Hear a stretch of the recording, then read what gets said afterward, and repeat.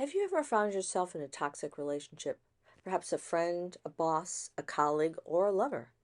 If not, congratulations. But if so, it's not a rarity. Hi, I'm Dr. Margaret Cochran, and this is Wisdom, Love, and Magic. Most of us run into a toxic person at some point in our lives, and most of us don't realize it right away. In fact, it can take a while for such a person to reveal themselves fully, depending on the circumstances. It can seem a simple thing to see how pathological a relationship is with 20/20 hindsight, but in the moment, in the thick of things, it can be very difficult to recognize, especially if you grew up in a toxic, shame-based family yourself. There are many different types of hurtful, destructive relationships, and today we're going to talk about a doozy, covert narcissism, or CN. The behaviors that most people think of when they think of narcissism belong to the overt narcissist, or ON. An overt narcissist, or ON, is clearly self-entitled, self-centered, and grandiose. They're arrogant, demanding, and they'll attack anyone for anything they perceive to have given them a slight. The covert narcissist is another matter, however. While their actions may be somewhat more subtle than those of their covert siblings, they're nonetheless equally hurtful and destructive in their behavior, and they also leave incredible pain in their wake. CNs, like ONs, lack empathy for others and use manipulation to get what they want, and they, like ONs, have a strong drive to feel special and powerful. They just go about expressing a little differently. CNs don't feel special because they consider themselves to be unique and empowered. They feel special because of their pain and suffering. They see themselves as wounded beings, misunderstood and exceptionally sensitive. It's grandiosity turned on its head. Covert narcissists often present as quiet, introverted, anxious, or depressed. The inherent self-centeredness and entitlement I mentioned previously is often revealed when they express their anger about the success of others. In fact, all narcissists of any sort are very insecure and defensive about not being appreciated, even going so far as to insist if they didn't win the game or get the promotion, etc., the systems involved must be faulty, broken, or rigged. Is any of this sounding familiar at all? It's important to note that covert narcissism is not a formal diagnosis. You will not find it in the DSM, the Diagnostic and Statistical Manual that we clinicians use to give us a common nomenclature or language to speak about various constellations of symptoms that people are plagued by, and which supplies us with some magic words that we use to wrangle what compensation we can for you from your insurance companies. And when it comes to insurance companies, talk about narcissistic behavior, lack of empathy, entitlement, inflated self-importance, and grandiosity. But we'll talk about that another time.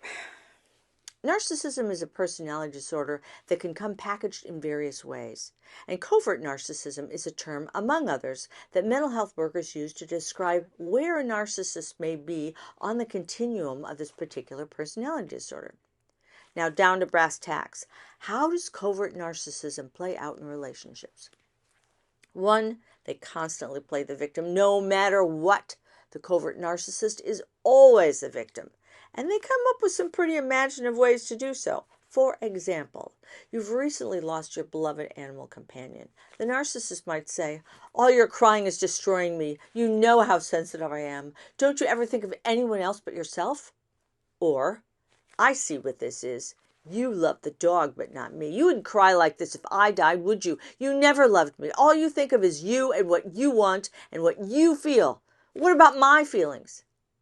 The narcissist will always rig the game so that they are the wounded party. It's sort of a my pain is bigger than your pain scenario. Here's another example of how their victimhood can be expressed. Anything you ask, no matter how small, always turns into a recitation about how neglected, poorly treated, and underappreciated the narcissist is. In fact, you may quickly find yourself apologizing anytime you express your feelings, needs, or requests. 2, another sign that you may be dealing with a covert narcissist is that they seethe with jealousy whenever you're in the spotlight. The overt narcissist would attempt to directly steal the spotlight away from you. The covert type will sit on the sidelines, furious and full of judgment about what a horrible person you are and how stupid the people are who admire you. They may also find a clever way to begin to weave a tale of woe and suffering into any congratulatory conversation in an attempt to take the sparkle out of your moment. For example, you win the Nobel Prize in Physics. The narcissist talks to everyone around who's congratulating you about how kind they've been, despite the fact that you've been so incredibly self-absorbed and inattentive, and how they've sacrificed everything for your success. None of which is true, of course, but it's a brilliant way to dull your spotlight. 3. The covert narcissist will collapse into tears or give you the silent treatment when they're unhappy rather than telling you what's on their mind. It could be something as simple as asking them to vacuum the living room or empty the dishwasher. And you'll hear things like, "Oh, it's all too much, just unfair. Don't you realize all I've done for you? Why would you attack me with your selfish demands when all I've ever done is love you more than anyone else ever could? And this is the thanks I get." 4. Covert narcissists are emotional vampires, and they suck the life out of everyone they encounter. Their problems, after all, are more serious and devastating than anyone else's, so they expect a lot of airtime to discuss the wrongs done to them. So you may at any moment be greeted with an angry tirade at some perceived mistreatment, or perhaps serenaded with lots of emotionally laden accounts of how others are better treated. 5. CNs are very defensive. Covert narcissists are constantly seeking reassurance and validation. They will react angrily to anything that does not make them feel special, even things that may not have happened. For example, they may be sure that you've been thinking about fill in the blank with what they don't like and attack you for it. I know what you're thinking. You think I'm not as smart as you. You think John is more handsome than I am, and you're planning to cheat on him with me. I looked in your phone, and I know you're still talking to your ex. I couldn't find anything, but you must be using a burner phone because I know you're doing it. So what do you do if you figure out that you're in some kind of relationship with a covert narcissist? Honestly, my best advice is to end the relationship, job, or association as quickly as possible. If it's a friendship, forget it. Narcissists can't be friends. They can't wish the best for you, cheer you on, or support you in any way. If you find yourself with a boss who's a covert narcissist, find some other job elsewhere as quickly as you can. Remember, a covert narcissist will do everything possible to damage your career, employing tactics such as stealing or taking credit for your work, undermining your authority with others, creating and spreading falsehoods about your conduct and behavior, and blocking promotions. If you're in a romantic relationship with a covert narcissist and feel as though you cannot leave, please consult a licensed mental health professional ASAP. Anyone who asks you to give up your sense of self lacks empathy and is always a suffering, wounded victim when it comes to any sort of request for adulting behavior or general accountability of any kind, is not a person who's capable of a mature adult relationship, period. Narcissism, along with other personality disorders, cannot be fixed with medication and lots of therapy, primarily because the narcissist is convinced that nothing is wrong with them. Everything is the fault of others. There are a few notable exceptions who have invested in therapy and have learned to change their outward behavior.